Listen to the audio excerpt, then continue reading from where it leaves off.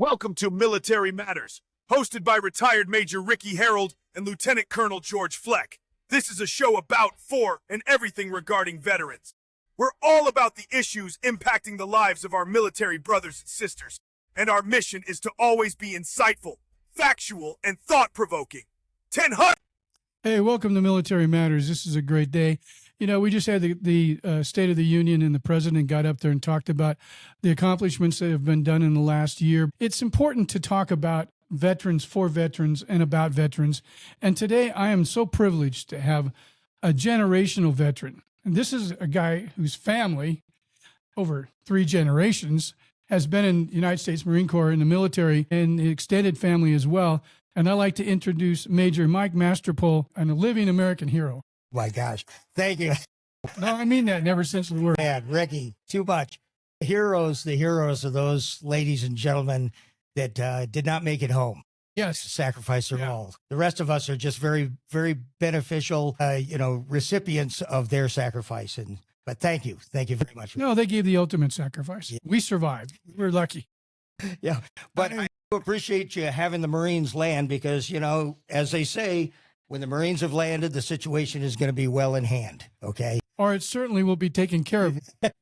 Well, thank you. But for our listening audience, ladies and gentlemen, I want you to remember, as Ricky brought to my attention here, the Marine Corps started, we are in our 250th year, 250th anniversary of being an appropriated military service of the United States of America. And on November 10th of 1775, Samuel Nicholas, who was brought in to recruit, went to Philadelphia to Tun Tavern, which, of course, Philadelphia was the capital at that particular time for our Continental Congress. And he started recruiting, and there was 12 guys that were in this tavern, and he got them to sign up and start the United States Marine Corps. Since then, we have... They had a different name for it, right? It was, give them the real name. The Continental Marine Corps. Okay. Yeah. But they had another name for it, too. It was Saddleback Swashbucklers or something. I can't remember the exact name, but it was something like that, wasn't it? That would be a good one. I have not heard that one myself. Okay. I am not that imbued with the knowledge of the... Holy cow. But there's no doubt that we started our amphibious operations back there in 1775 with landings in Providence, Rhode Island, with landings in Newfoundland and down in the Bahamas. And believe me, we have definitely ever since then been ready to fight and support our country and the ideals of this country in every clime and place. And yeah, most people don't even remember that the Marine Corps, the original Continental Marine Corps, took they took Nassau. Yeah. They took the capital of the Bahamas, which was a central area of the British Navy, and they captured it. Back to them. But we took all the provisions, okay? We took cannon and powder and everything. War-making material, that's right, yeah. Everything that we could walk away with, we did. And you've still been doing it. We still do it. That's right. Whatever is available. Yeah. My only experience with the Marines besides security was that the first thing they told me when I was in the Air Force, they said, the Marines are coming. I said, well, that's great. And they says, no, it's not. You need to nail everything down after they leave.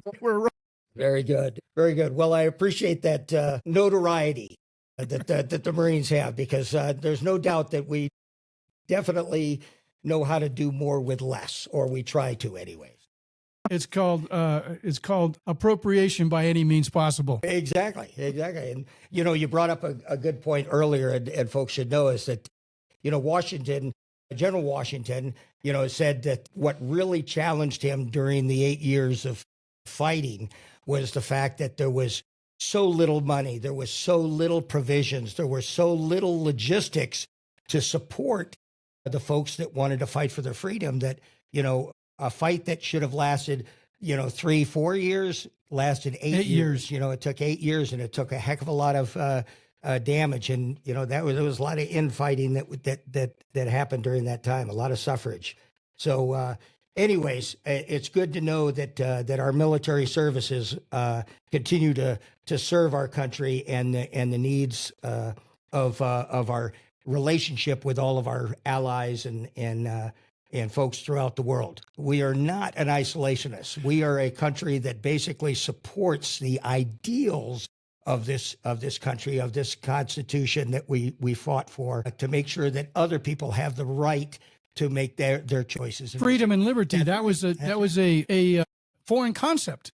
Yeah. Actually, it really was. Absolutely. It was an ideal that was brought from the old world, from Europe, thinking that this would be an opportunity to see if it could actually work in the new world, because the old world wasn't about to give up monarchies and dictatorships and totalitarian regimes, because that's all they knew. Exactly. And we see that even today with many of the countries around the world that oppose our way of life, because they want to maintain the status quo. They want to maintain their own personal strength and hold on the situation. And we talk about our greatest adversaries in this. Well, you know what? It's kind of ironic if you think about it, because right now we're in the fifth year of the war between Russia and Ukraine, right?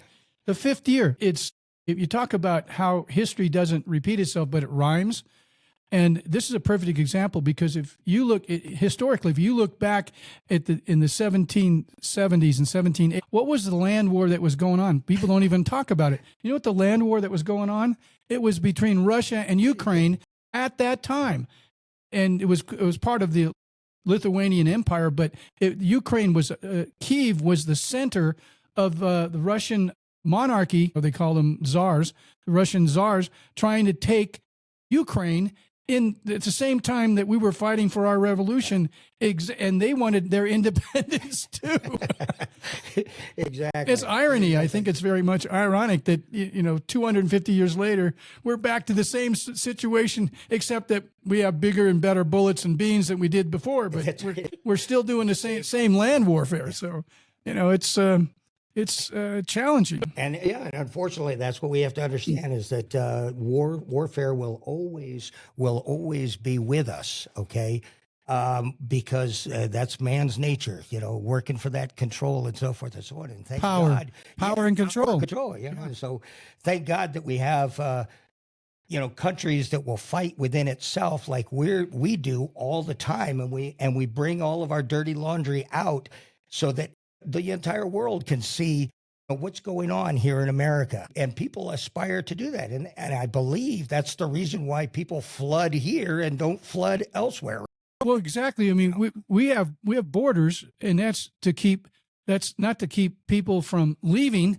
It's to keep people from coming in, because we're actually the only country, and this is historically fact, we're the only country in the world in the 21st and 20th century that allows millions of people to come in legally into their country, because we're a polyglot type of country as far as homogeneity and the ability for people to become American citizens. We encourage people from all over the world to come legally, because we actually have to have borders that we can control and assets that we can maintain. In other words, in the last 4 years prior to this administration, we had open borders. I mean, we saw the results of what happens when you open the borders and let anybody, and no vetting, and by the way, if you go to Canada or you go to Mexico and you try to go into their country illegally, you're gonna find out real quick that you get deported within 20 or 30 days. I mean, literally within 20 or 30 days. So we're a country that lets people come in and they stay for decades. I mean, so the amount of opportunity, prosperity, and ability for foreigners to come to our country, and as long as they're willing to assimilate and become Americans for the ideals of America, they have every opportunity to do that. That's why millions of people every year come to this country, because it's a country of opportunity, where they're leaving countries where there's no opportunity. Correct. Or, and all of us came from somewheres at some point in our heritage, right? And sooner or later, our heritage has got to speak up and say, has got to resound with the idea that our forefathers came here legally. Correct. Even if the individual could have been scoundrels, but they came here. Could have been a slave, could have been an indentured servant, could have been a criminal that was given the choice, to sail to the colonies or, stay here in prison. But the fact is when they got here, they had opportunities then that they would not never have. had. Well, elsewhere. people don't even realize because we don't teach history anymore really in school, but the colony of Georgia was a penal colony. It was where they took all their indentured servants and they took all of their criminals and they sent them to Georgia and they had to do 7 to 10 years on plantations, and then they were given their freedom and they could go or do whatever they wanted to do. And when America became independent from Britain, what did the British government do? They created a new penal colony. You know what they called it? Australia. Australia. Yeah. That's literally the facts. That's right. That's how it started. That's how it started. They just moved the penal colony another 10,000 miles down the road. And it's amazing how here in this country we continue to find ways to correct our ills. When we see something is wrong, we're able to adjust, we're able to correct and move forward. Isn't that the Marine Corps? Adapt, improvise, and overcome? I mean, because there are social, economic, military, and cultural ills that have occurred all over the world throughout man's history, from Adam and Eve. Okay, I mean, my gosh. But here in the United States is one of the places where we have been able to correct it and move forward. Is it still going on? Sure it is. And is there correction that's going to happen? I believe this is where it will happen. Well, you just gave me a thought, because it just popped in my mind that one of the interesting things was in 1940, World War II had already started in 1938. Right, in Europe. In Europe, right? So in 1940, you know where the pecking order of the United States total military was in 1940? We were number 19. Indeed, yeah. We were right there in parity with Portugal as far as military capabilities in 1940. And in 80 some odd years, we've been number one in 75 of the last 80 years. We went from number 19 to number one. That's an amazing turnaround for a country. Tremendous. If you think about that. Yeah. And in that turnaround, in that era of turnaround, 1940s, my gosh, we went from 19 to basically producing for everybody else. Yeah, not only having our own standing services, that we're able to export services to other countries, but we exported material and money and everything else, and then went about rebuilding those countries that were devastated after the fact. Continue to do that. That's so true. And one of the interesting things about World War II that a lot of people don't realize is that even Stalin said his communist country would have never survived had it not been for the generosity of the United States of America, because we rearmed the Soviet Union. We gave them the guns, the bullets, the tanks, the aircraft. We produced them here and we sent them there, and they assembled them and put them together. Do you know the only thing that the Russians made during World War II was the Kalashnikov rifle? That was it. Everything else, the mortars, the machine guns, they were all manufactured in the United States. Yeah. Well, until such time as they were able to turn around and they came out with the T-34, which then throughout the world, and to fight that in Korea and in Vietnam. But the technology for the T-34 came from Detroit. It did. They said, Detroit, we were using gasoline tanks, and they said, oh, well, diesel would be a lot better, more efficient, and less volatile. And they said, well, yeah, it probably does work better. It's true. Very good. But let's see.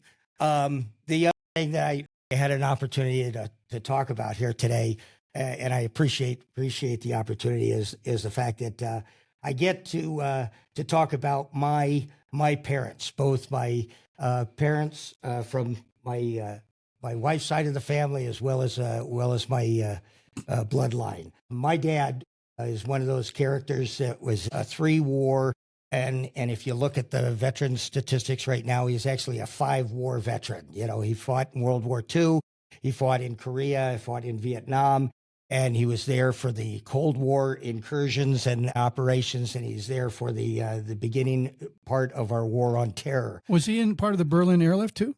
No, he was not part of the Berlin, but at that time, he was part of the Lebanese crisis, the Gulf of Suez, the doggone Cuban Missile Crisis was deployed for all of those. And was exchanging, the Marine Corps with all of its deployed units was He was in the Mediterranean to assist with the incursions there that I talked about in Beirut and the Suez Canal. Well, they were pretty stretched at that point, weren't they? That's for sure. That's for sure. Because the Marine Corps, even today, at this moment in time, the Marine Corps maintains 3 mobile Marine expeditionary units afloat around the world. And they are the President's 911 service. You know, basically, if something goes down, an embassy, or there's an incursion somewhere, or a ship gets taken, or any sort of attack on an oil rig or whatever, these are the units that are out there ready with the fighting power, the logistics to support them, and a combined air, ground, logistics force that is ready to go in the fight, and they're being maintained all the time. Isn't that one of the reasons that the Marine Corps has its own aviation unit? That is correct. That's right. Because it's the only part of the Navy that they're not called aviators; they're called pilots, like everybody else. And we do, you know, they travel together as an organized unit that basically isn't just slapped together. They train It's integrated. 6 months to a year, you know, prior to their deployment, and they will be deployed for anywhere from 6 months to a year to whatever is needed, and then there's a constant rotation. And you'll find those guys serving in the Persian Gulf. You'll find them out in Westpac. You'll find them over in the Mediterranean or down in the Carib. And if you look back over our history, wherever there's been an incursion, wherever there's been difficulty, whether it's been economic or political or basically humanitarian, that's what the Marine Corps is there for. They're working right side by side with the Navy, and that's why we're all part of the Department of the Navy, the Marine Corps and the Navy, those separate services. We're ready to basically defend the interests of the United States and our allies at any time. Well, what's interesting that I find very, very interesting is that the Marine Corps has their own helicopter aircraft carriers. They have their own carriers. And VSTOL aircraft carriers. Correct. Okay. Those carriers, we started with the Harrier, which was able to take off. That was British. That's right. We bought it for the British and basically manufactured it here. It served us extremely well. And now we've moved on to, what is it, the F-22 or whatever that flies off at at the the same VSTOL, time. yeah. Right. It's a VSTOL aircraft that has unbelievable maneuverability, and it's become the desired aircraft of the entire known world, you know. It takes off like a helicopter and flies like a plane, and then it comes back and lands like a They helicopter. fly backwards. They can actually. Yeah, they can auto-rotate. Yeah, That's right. That's right. They are. It's amazing because I think it's ironic, but it's also imaginative because the Marines realized after World War II that they couldn't always depend on the Navy to support them in the way that they needed to do their job. So they decided they created their own their own marine aviation so that it would support their ground troops, and they wouldn't have to ask for the Navy to support them because the Navy already had its. Well, it was a little longer history than actually. Marine aviation came into play just prior to World War I, and we actually had aviation assets involved in World War I. I didn't know that. Yeah, not on the ground forces, but basically in patrol, both in Central America and in the far Pacific during World War I, that would fly off of naval shipping. And we had actually a couple of individuals, Cunningham, if I could remember Cunningham, that during the Banana Wars in Central America, he was the individual he was starting the whole idea of ground support by aviation. And he would actually deliver supplies, mail, ammunition, and do reconnaissance for the Marine ground forces that were working with the different constabulatories in Honduras and Nicaragua and so forth and so on during that time.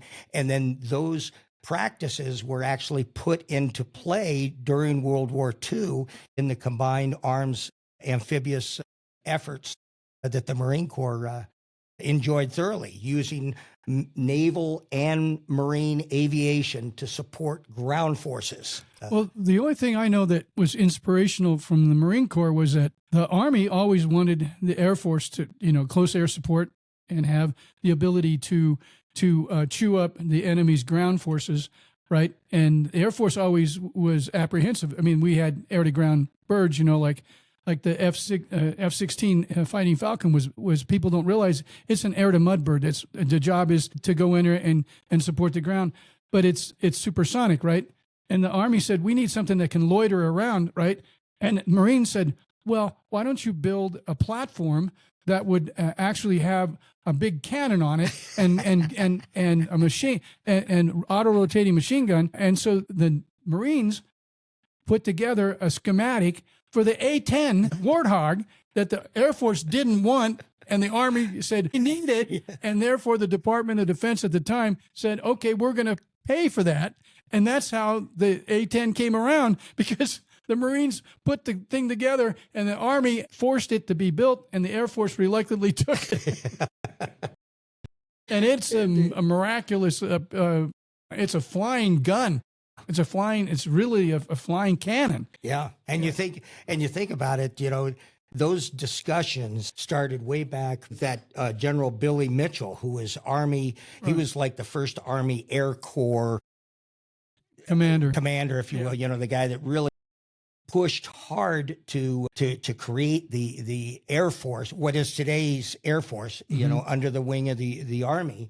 And since that time, you know, there's no doubt that the sexiest part of air warfare is, you know, the dog aerial combat, you know, and so everybody talks about that and so forth and so on. But the fact of the matter is your greatest weapon, as far as I'm concerned, is your ability to support the ground troops while warding off, you know, that aerial combat, because that's too costly, you know.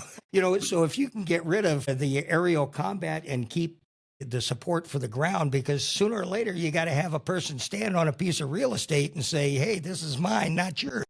Well, that's absolutely right. It's called combined arms capabilities. And unfortunately for the Ukrainians, they don't have an Air Force. Had they had an Air Force, or even today, if they had enough aircraft to be supportive of the air-ground war, this war would be over. The Russians would already lost this war. Had they had just 20% of the Air Force assets that are in place today, and the Ukrainians could utilize that, the war would be over within weeks. I know. Isn't it amazing how they've used the drones so effectively over there for ground support? Correct. You know, by flying them everywhere and basically taking out whatever intentions the enemy might have. It's a swarm technology. Yeah. If you take 20, the air defense will take care of it. You put 200, and you can't engage all of them. And you overwhelm them by sheer numbers, and that works. Yeah. Everybody says that the United States military during World War II, I keep using the World War II, but it's so true. They said that the Americans outmaneuvered and outgunned the Germans. That's not true at all. What we did was, in other words, they would have a Tiger tank in the field, which would take out 4 to 6 of our tanks, but we had 10. And so they would lose their Tiger tank after engaging 10 other tanks. They would take out 8 of our tanks, but who's that left in the field? The Americans, because we would overwhelm them in sheer numbers, and that's exactly how we won the war. Yeah. Because the Germans had better artillery, they had better, they even had shoulder-fired air defense missiles and such, gun rockets. Yeah, it was amazing what they had. Yep. Technologically speaking, they had superior weapons, but we overwhelmed them by sheer numbers. War. Indeed. Yeah, and it's hard lessons learned there. Because we lost a lot of people, a lot of material. Anyways, excuse me. No, I just got to do a commercial break for our we have a sponsor, and we want to acknowledge them.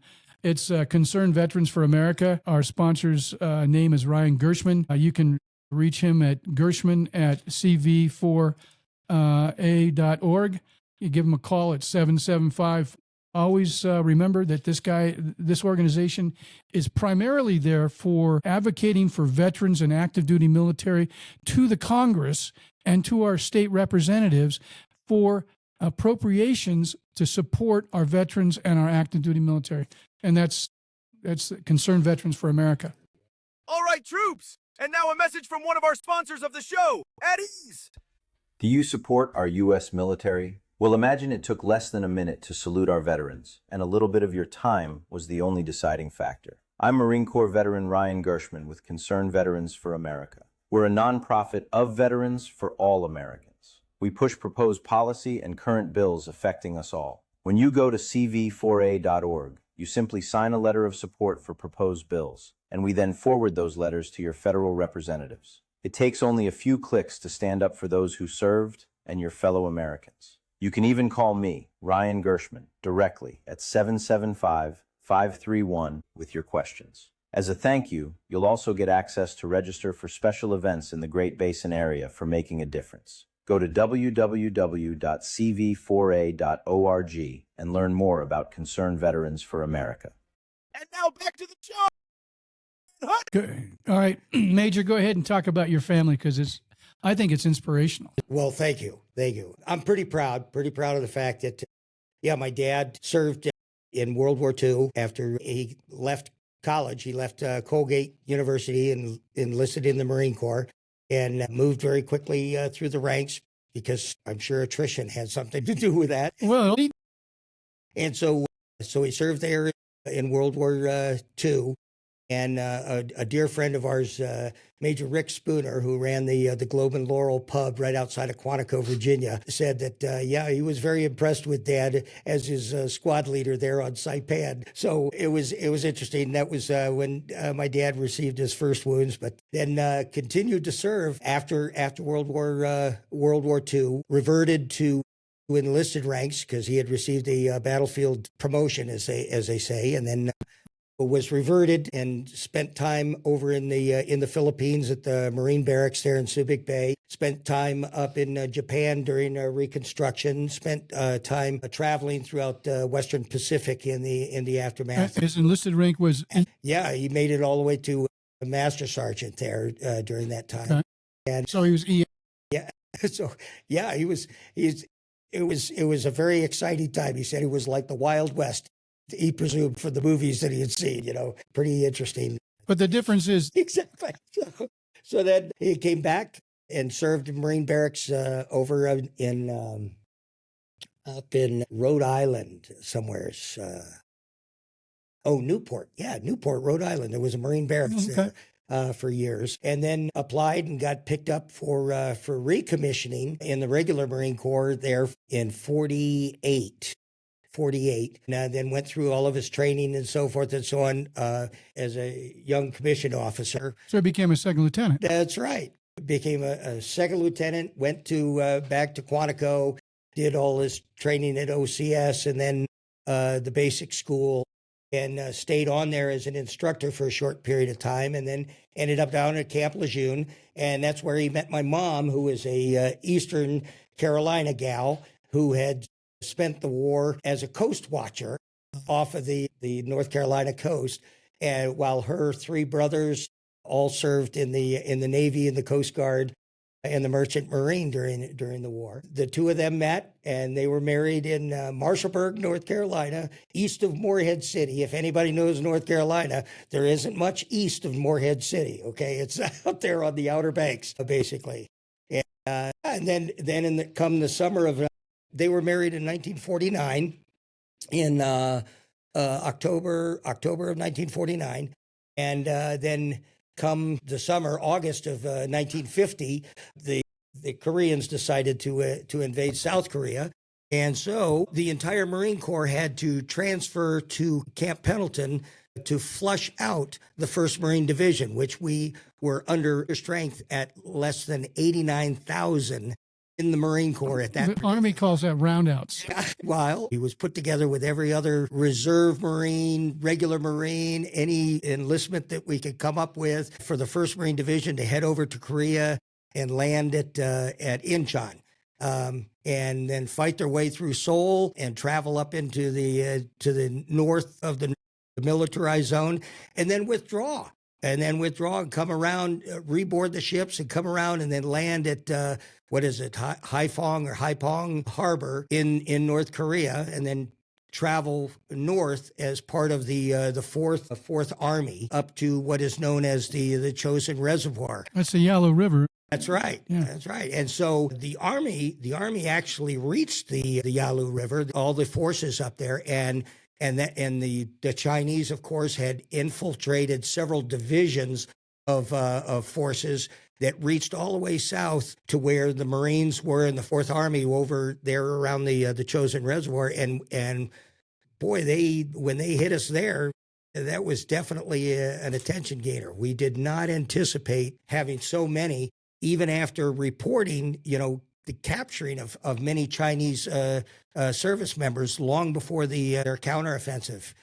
Well, what I thought was interesting is that an Air Force general and a Marine Corps general both said to Congress at the time, they were having an appropriations meeting right before the war kicked off, and one of the generals, I don't remember which one, it was the Air Force or the Marine, said, "I don't know how you bomb half a bridge." Yeah. Because they said they couldn't bomb the other side because that was China. That was in China. That was in China. He says, well, when you take a bridge out, you take it out by the stanchions. You don't care where the stanchions are at. You take them out, okay? But that was the mentality. Exactly. You just can't understand it. Yeah. Yeah. But that was one heck of a fight for the Marine Corps there. And they stood their ground. They did, and they held what they had and then had to withdraw, just like all the forces did south of the demilitarized zone. And that fight was a very amazing fight where some amazing people did just tremendous things to fight the weather, to fight the overwhelming numbers of Chinese forces that had been thrown into the fight. The idea of we just took this ground and we got to give it up again. And so we pulled all the way back to the harbor there at Hungnam and then destroyed that harbor and floated back down south. And during that time, my dad had an opportunity to meet an awful lot of fellow Marines that came from every walk of life, that basically on the ship ride over there, they were forming their organization. They had never known each other before, and they're basically making their way over to fight, and they're practicing their machine gun drills. They're practicing their shooting. They've got young Marines there that haven't even been to boot camp. Okay, that were in the Marine Reserve. They're in the Marine Reserve. They were mobilized and basically sent over to war. Hadn't even been to boot camp as of yet. And these young fellows were basically being trained on the fly.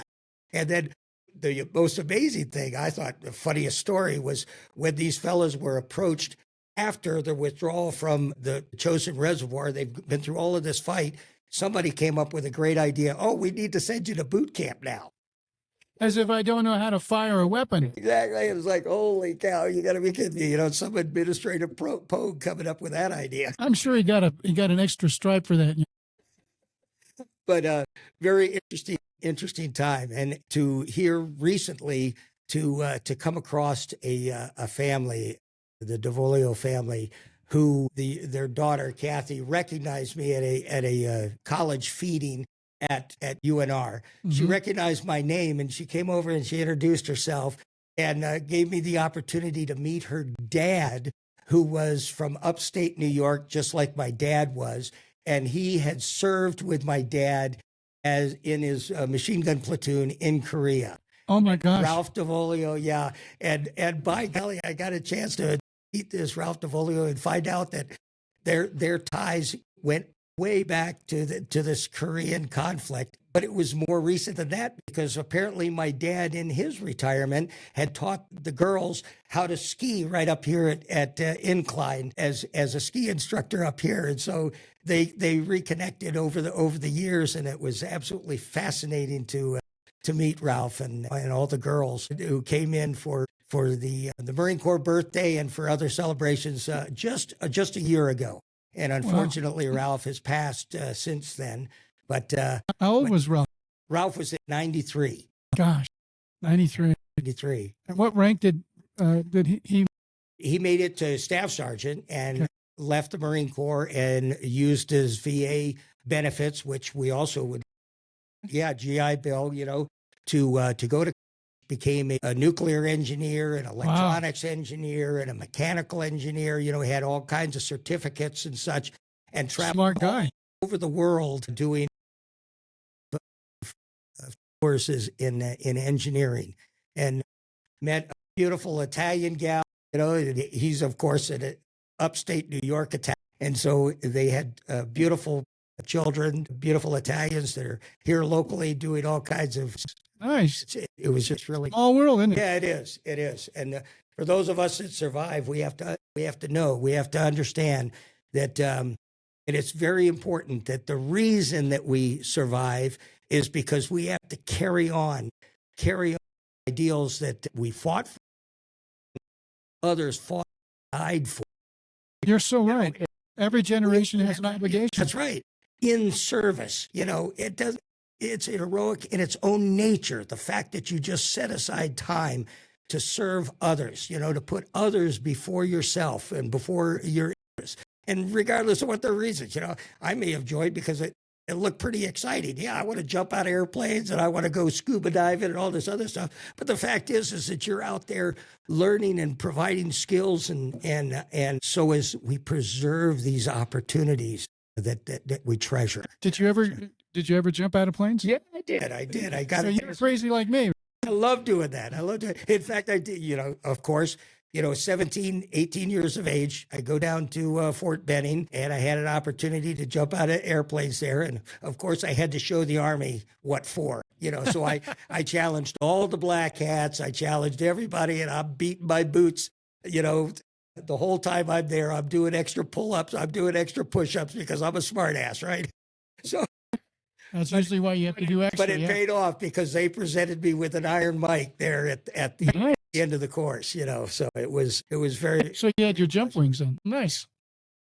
And that was, of course, the time when, you know, it was right at the end of the Vietnam War. It was right in the summer of '75 when I was able to start doing things, you know, here in the Marine Corps, because at the same time they're drawing down from, I guess they were upwards of 350,000 during the Vietnam conflict. They had raised their numbers. They brought it down to 198, didn't they?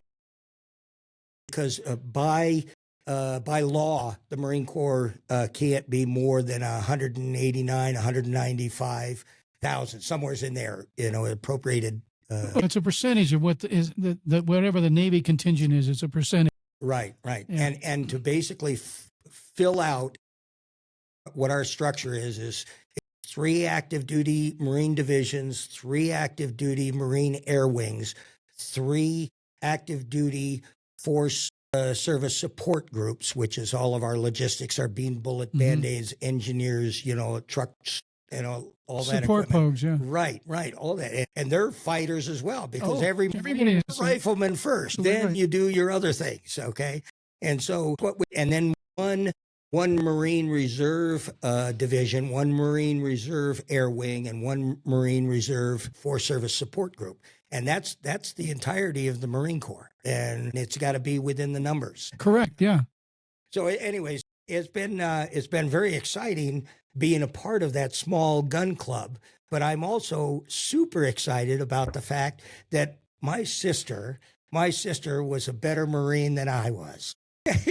In fact, from 75 to 79, my dad, my sister, brother, and myself were all serving in the Marine Corps, and my mom had to put up with all of us because we were all going nuts. And she was an amazing sister.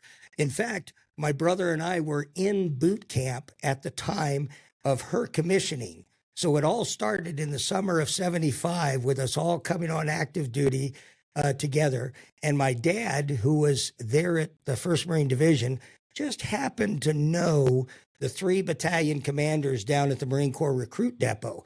And so he arranged for his 2 knucklehead sons to come out of boot camp to go over to the chapel at Camp Pendleton for my sister's commissioning. And needless to say, we showed up with our own DI guards to make sure that we behaved appropriately. And we were there, and we got pictures of it to see how my sister is being commissioned, and the two of us are two knucklehead recruits on either side of her. And needless to say, both Bill and I had to pay a tremendous price when we got back. Well, you had to salute your sister. Correct. Not only that, but when we got back into training, of course, we all had to face all the series drill instructors and all officers of our respective series that we were in training with, while doing push-ups and bends and thrusts and so forth and so on. We had to answer all of their questions about what we did and why we were so special and why we had to have this special treatment, to go to our sister's commissioning and such. Wow. It was very enlightening. And your Well, she was administration, legal administration, MOS, and she served everything from basically in legal assistant office to adjutant for battalions and brigades, and out at 29 Palms. She was the training center adjutant there. And she also served as a company commander of casualty company down at the Marine Corps Recruit Depot. And she served as a battalion executive officer and a unit commander for a, what is it called? It's called a beach landing support company. I find interesting is that you, your sister, and I all have the same rank. We never made it to colonel. We all raise, what is it that you rise? Exactly. That's as far as we're going. I had two generals pull me aside and said, Ricky, if you keep your frickin' mouth shut, you'll get promoted to colonel. Well, needless to say. I could. We understand that. Yeah.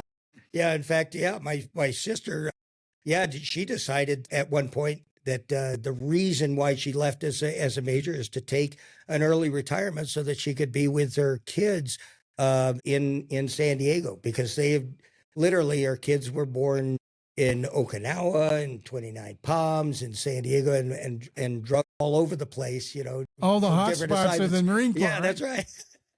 And so, she made that very tough decisions, because she was definitely a fighter. She is a hell of a Marine and did a lot of good things. And is she still in Fallon right now? No, she passed away several years ago. Oh, I didn't realize that. I'm sorry. Complications there of probably her exposure to the water there in Camp Lejeune, and she being the first child of my mom, who was also exposed to the pollution there at Camp Lejeune. Complications of things that probably she wouldn't have gotten anywhere else.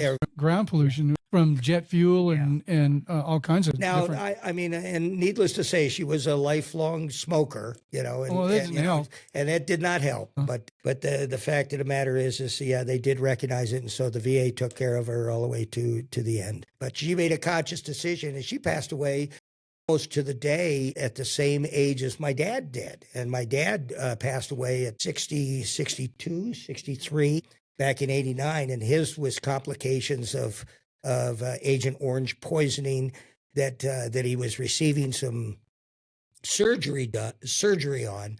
But there was a complication in the surgery, and he lost a tremendous amount of blood during that surgery. And he ended up paralyzed from the neck down. Oh, my God. Yeah, while his body basically gave way to death. Yeah, but that's tragic. That was tough, and he did that in out there in Hawaii, which he loved. He loved serving in Hawaii, and my sister was there with him. She was serving up at FMF PAC at the time, and so was her husband, who was also a Marine, a heck of a Marine too. Is he still alive? Yes, he is. He's still alive. He's retired up in Minnesota. And how many children do they have? They have two. One's in Texas and one's up in Washington. And both of them are very, very successful and capable young people, but also might have some complications that are a result of the same poisoning. Oh, no. Because it's a generational thing, and it took a Marine, a master sergeant, and his efforts with the VA to show how this water poisoning in Lejeune affected not only his family, Well, it but was a not only groundwater, his right? wife, Yeah. but his kids as well. And it's a generational thing because it's definitely caused some tremendous. So now her children are obviously they're adults and they have their own children, right? Yes. So has it affected the next generation? Yeah. Hopefully not. We don't know that. We're praying that it's not. Well, how old are they now? Let's see, the grandchildren. Yes. The grandchild is 9, 6. 6. Yeah.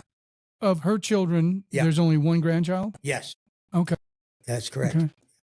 And so, it could be tough. It could be tough for others to be having children.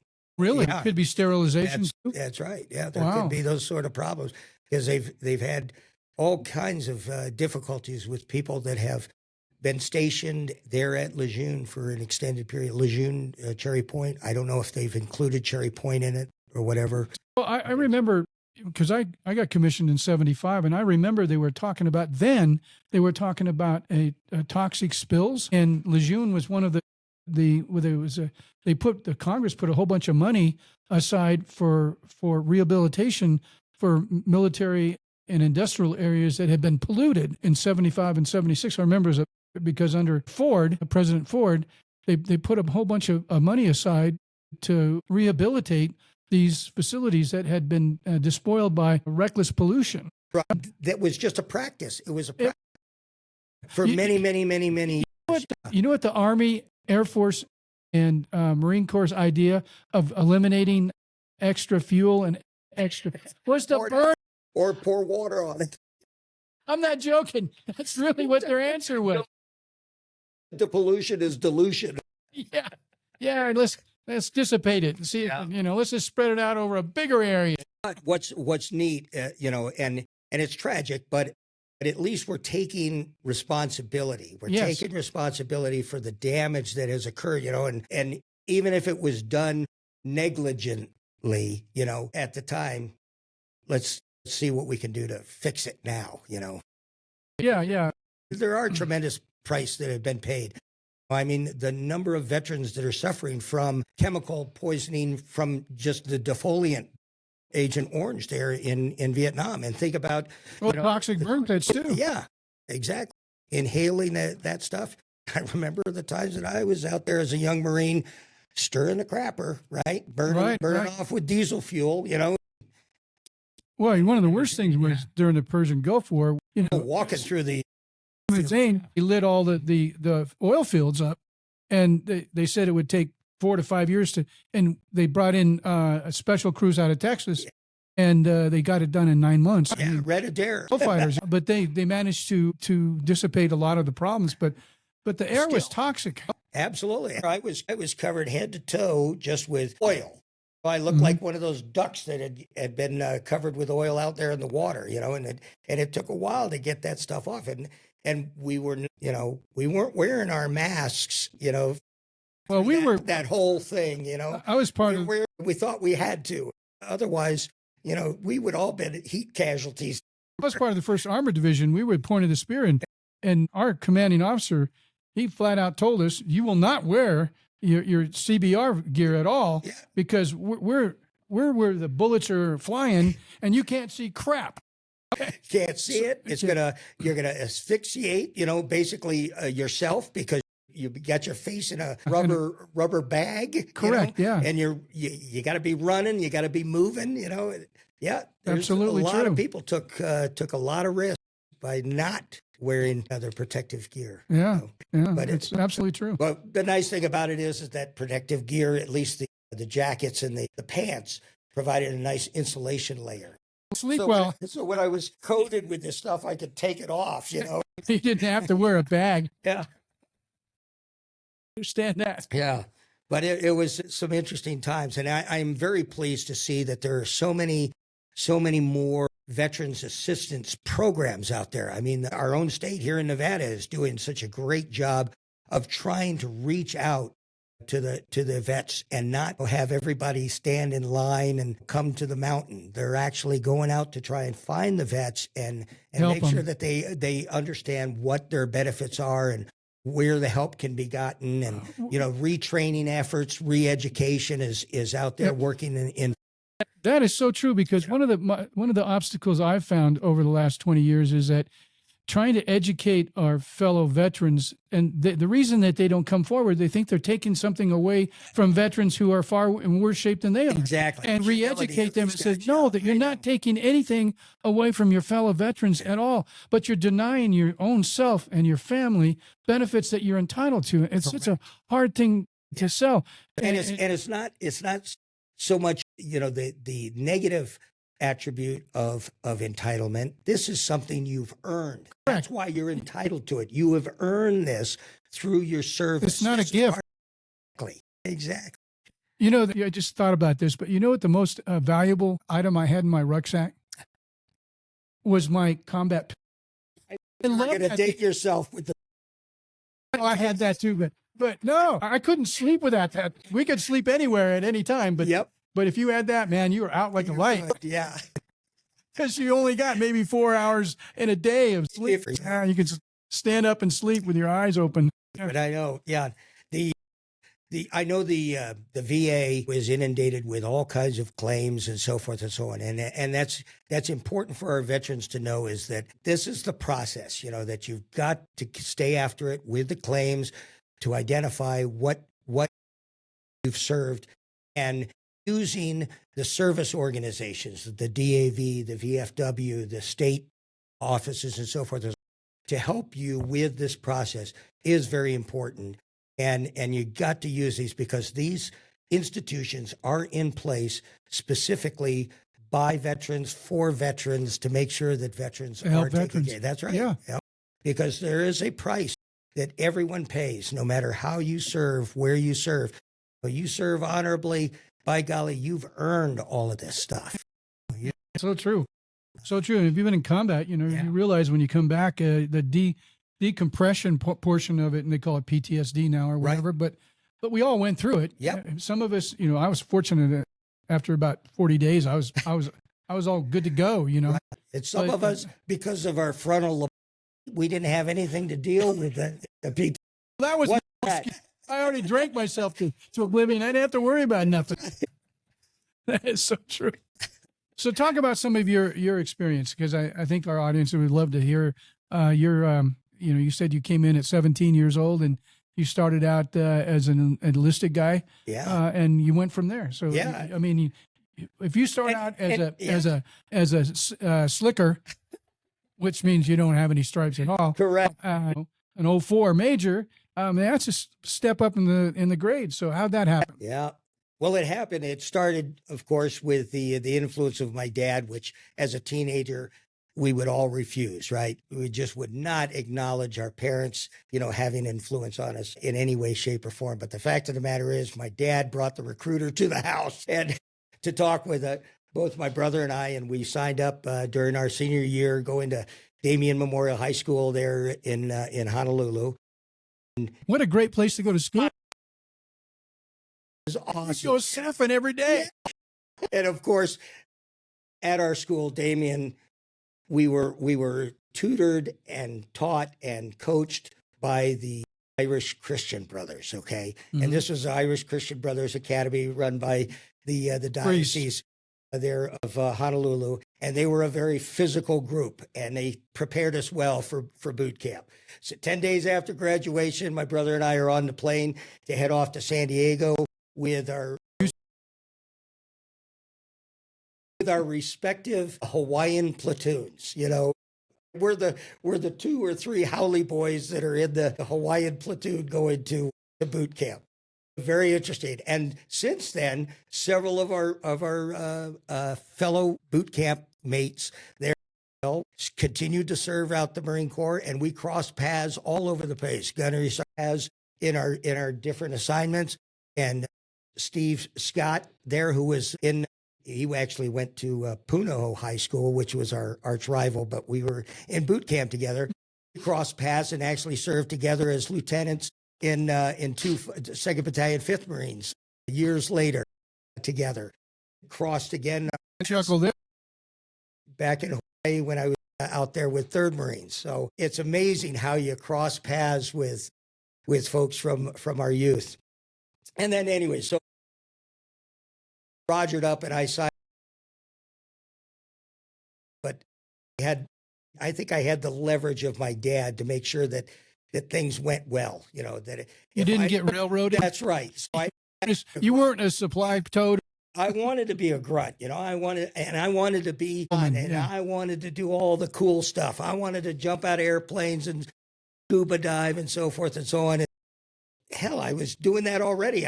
Because I was a scuba diver there in Hawaii, as well as a little bit of surfing, a little bit of fooling around with the running on the island, which I never liked. Okay, my younger brother was the athlete, and he'd circumnavigate the island. Well, there's a difference between running around and running in sand. It's a big difference. Because I can tell you don't go quite as fast. No, nowhere's near. And so I did have the opportunity to do the really neat stuff. But for the first 2 years in the Marine Corps, I got a chance to do the reconnaissance stuff. And when I got back to Hawaii and was stationed out there, I got a chance to go up to Schofield Barracks and work with the Army. And I got a chance to work with the visiting organizations from all over the Pacific there at Kaneohe. And it was so much fun. It was so much fun. I said, holy cow, I need to pursue this as a career. And so I started putting in for the commissioning programs and such. And I put in for the Naval Academy and so forth and so on. And by golly, the Naval Academy didn't need me. I guess I wasn't that bright. I was an alternate. So I could go up to the prep school and prepare to go to Annapolis. I did run into a friend of Dad's who talked to me about ROTC and about going to Texas A&M. I said, Texas A&M? You're an Aggie? Yeah. I didn't know jack about Texas A&M or any of that stuff. And he showed me one brochure, and I saw those senior cadets walking with their leather riding boots and the breeches of the old Army pinks, which have been brought back now. Oh, they have. Yeah, they're coming back. Sam, Zoll came back. It's a classic look, and Texas A&M has maintained this look for its Corps cadets. And I said, yeah, I'll go there. Give me a hand. They also had really good-looking women there. Yeah, that's where I met Julie. There you go. Who left Texas with me. You scored all the way around. And so I had a great time pursuing a commission there. And while doing the commission, while going to school, I was able to work with an artillery unit up in Dallas and learn about fire direction and learn about indirect fire, forward observing and so forth and so on, which helped me tremendously later on. Enjoyed those skills out at 29 Palms, and out there at San Clemente Island there and shooting naval gunfire. So I had a great directing naval gunfire. And so when I finished that, I got commissioned as a young lieutenant, went off. Actually, the year before, of course, I went to OCS Bulldog, as they called it, to make sure that passed boot camp again, boot camp for officers this time. Not as bad as enlisted. Well, I don't know. It was very interesting there at boot camp or at OCS right off the bat. Their expectation is that you're a leader and you're a leader of yourself, so that they give you a lot of taskers and you go out and accomplish these things, and they're grading you on every aspect of what you do. And they run you through this speed march reaction course, and they run you through the Quigley, where you got to crawl through the gutter that's full of muddy goo, whatever, You don't want to know. That's right. And then you got to climb a muddy mountain, with a rope and slip and slide. But you're not doing it on your own. You got to help all your whole squad. And so they've adopted this same philosophy under General Gray at Marine Boot Camp. They call it the Crucible, where it's really the graduation exercise for Marine recruits. These are challenges, 2.5 to 3 days of challenges that they do as a squad or sometimes as a unit, as a unit. And they got to get through these things, and it's not so much the accomplishment of the mission, it's how they do it as a team, how they pull together. It's problem solving as a unit. Exactly. And they got to carry everything with them, all their equipment and all of their casualties, So anyways, that was very exciting. And I had a grand time going through that boot camp again. And as I sit here, I think about, I had a great opportunity of serving in 2-5, 2nd Battalion, 5th Marines, old unit of the Marine Corps, still wears the red, green, and yellow fourragère. Only 2 units in the Marine Corps wear From World War One. Yeah, as we call it, the pogey rope, okay? And that was from World War One, where they won the Croix de Guerre from the French twice as a unit. And I never give that out. That's right, because that's like the Medal of Honor for an entire unit. And so that was won in 2 different fights, both at Belleau Wood and then up at, what is it, Mont Saint Blanc? Mont Saint Blanc. Yeah. You know, and Actually been there. so that's marvelous. Isn't And it so they still wear it today. The unit. share, Yeah. both the 5th and the 6th Marines. And then I got a chance to do some time down at the recruit depot. I got some time up at doing I&I duty. I got some time out in Hawaii in the fleet again with 1-3. I got some time to go to school, the young captain school, previously called Amphibious Warfare School, and I think they're still calling it that. They may have changed the name. No, the military has to change the name. As soon as everybody understands it, they got to change it. And throughout this time, I got a chance to meet and serve with such storied characters, as our Commandant in the Marine Corps, Louis Wilson, Medal of Honor winner from World War II as a captain, got his lungs shot out, and stayed on active duty throughout his career, was able to do all the things that were necessary, and followed by another famous Marine, John Bates, who I served with on I&I duty. He, in Vietnam, got his lungs shot out, worked his way back medically to stay on active duty. And at that time, rehabilitation was not a way to get back into the Marine Corps. It was a way to get out. And he worked hard to come back in. And I got a chance to meet John McGinty and Colonel Modjeski, both of them Medal of Honor winners there in Vietnam with 3rd Battalion, 4th Marines, and got a chance to know them.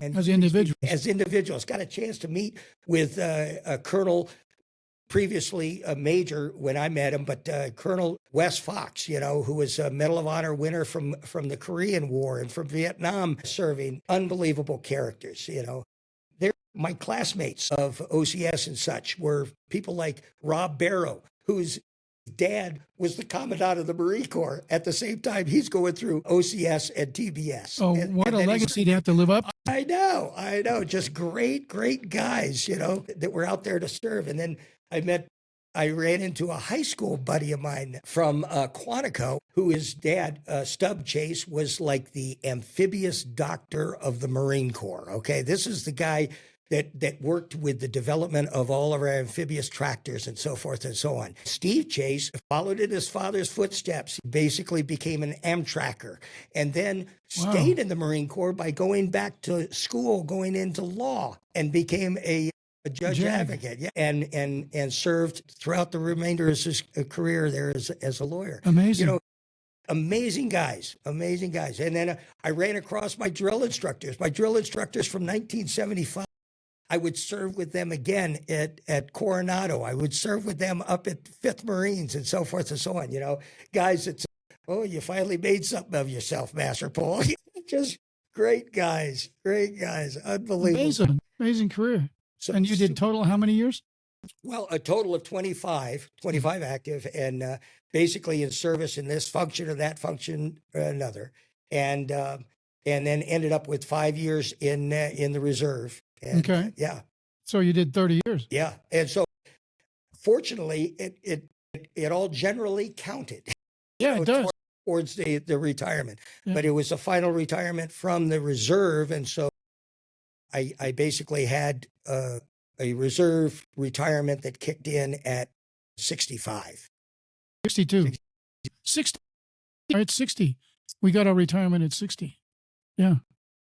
Because I got 38% of a major. Very good.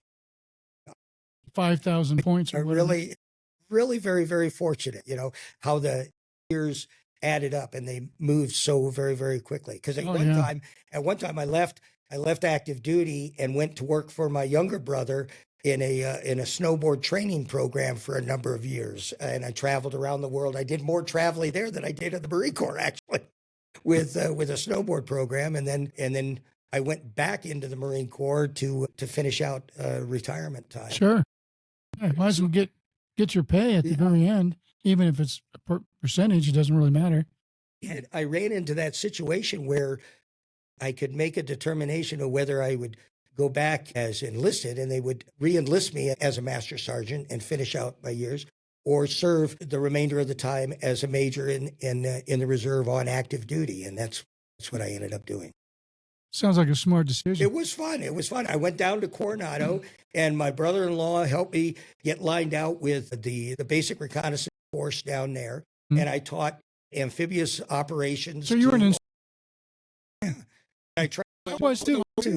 And I enjoyed it thoroughly, So I was teaching fire support coordination. I was teaching embarkation, and then I was working with units that would come down there to learn about this and put together their own amphibious operation to land up at Camp Pendleton. And I'd be a referee for that, of course, and go, yeah, you screwed that up, That was evaluations. Way to adjust, But it was a good time, because I had gone through all of that under my brother-in-law's tutelage in the 3rd Division when I was part of the 1st MU, our battalions became part of the 31st Marine Expeditionary Unit. And so we had to go through the SOC training and the SOC certification, the special operations capable of about 37 different missions that we had to accomplish. And it was pretty cool, takedowns and rubber boat raids and snatch jobs and so forth and so on. It was pretty cool. Well, it's interesting, just jog my memory, is that people, when they talk about the fleet and they talk about sending amphibious forces and stuff like that, they never mention the Marines. You ever notice that? They never mention the Marines. It's assumed. Maybe it is. But, if you see the Iwo Jima, the Marines are there. Exactly. Okay? And if you see certain ships that are totally associated with the Marine Corps, I mean, we're talking not a battalion. We're talking, probably at least a regiment of Marines that are deployed. Like right now, as I speak, there's two of those off of Venezuela, off of Caracas. Yeah. Okay. That's a knife to somebody's throat, by the way. And now we've got one of those units in the Arabian Sea and 2 of them in the Eastern Med. I mean, so we're talking flooding them out. Yeah. We're talking about some solid combat troops that are capable of deploying immediately. Right. Yeah. When you say a regimental size, because remember, it's an air-ground team, right? So you start with the basic Marine infantry or infantry battalion, and then you put in attachments of engineers, round it out, artillery, tanks, or now support. Now it's the LAVs, because we're doing away with the tanks, but it's more LAVs. And then you got that are doing the amphibious role. So they're getting rid of the tanks altogether? Correct. Wow, I didn't know that. So we're going with more mobility, more mobility, more, items, to choose from. And so you've got that reinforced infantry battalion. Then you've got a logistics unit that goes with it that handles the beach prep, and the logistics and so forth and so on. And then you got your aviation unit, which has got the rotary wing aircraft, both in gunships and carrying capability of the 50s, the 46s, and so forth and so on to transport. And so you could literally land this battalion landing team and its support aspects either across the surface with the naval shipping and boats and the amphibious tractors that we have that are with us, or you can run them in on rubber boats in the middle of the night, Z-boats, for a raid, you bring them in that way, and then you got the helicopters that run over the top, and then you got these 53s. Like we had Marines that were pulling Liberty in Milan and in Italy, basically, and then when Mogadishu went down, they literally pulled everybody back on the ship, started heading towards where they could land off of Nigeria area with our 53s, gassing them all up so that the CH-50 now that have the aerial refueling, they're launching from 300-400, and they're refueling in the air and then landing Marines before, we're even across the horizon. They have companies. Yep. These- Oh, sorry about that. These are guys and gals that are literally just behind the forward edge of the battle area that are actually sending drones, not just reconnaissance, but combat drones. Yeah.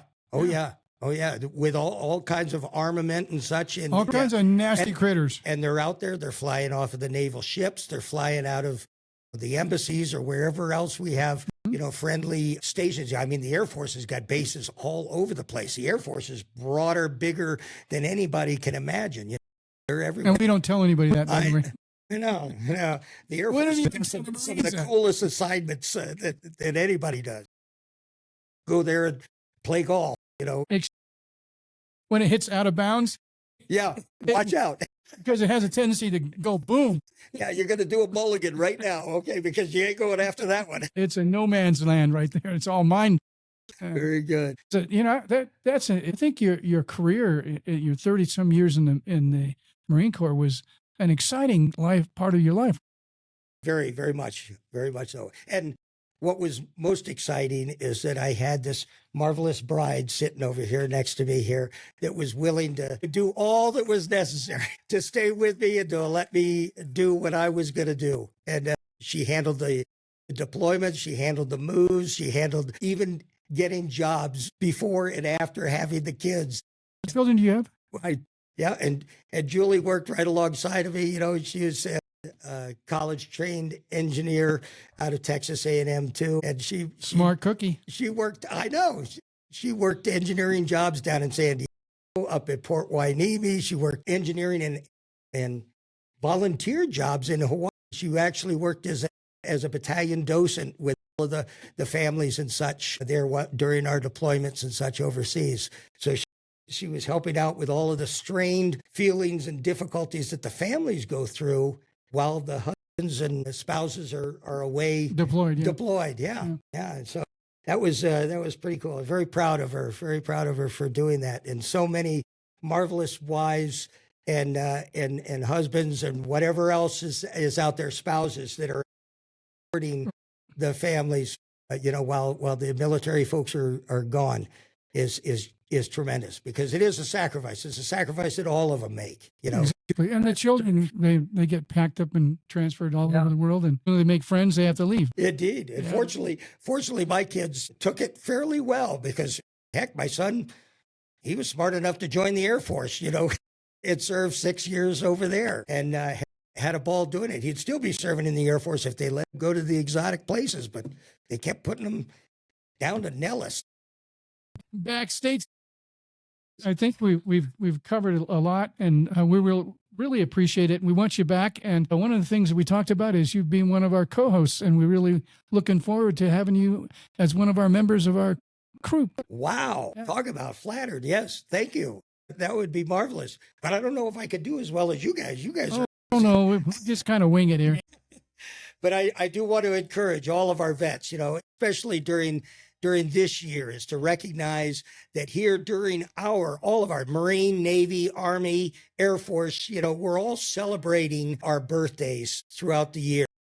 250 years of freedom, right? 250 years that people have stepped up and answered the call, is to get out there and let people know I served, that you guys served, and we were in uniform when it was the 200th anniversary. Thank you for your service. Thank yes, you, we're guys. proud to be Guys and gals, and get out there and know that what you receive is what you have earned. You have earned. So get out there and know what your benefits. Tag somebody to help you with it. Thank you very much. Yeah, you got it. Well, this is Military Matters, and we appreciate all of our listeners out there. And we always want to say thank you for your service. Thank you to the active duty, and thank you to our first responders. Let's keep up the good work.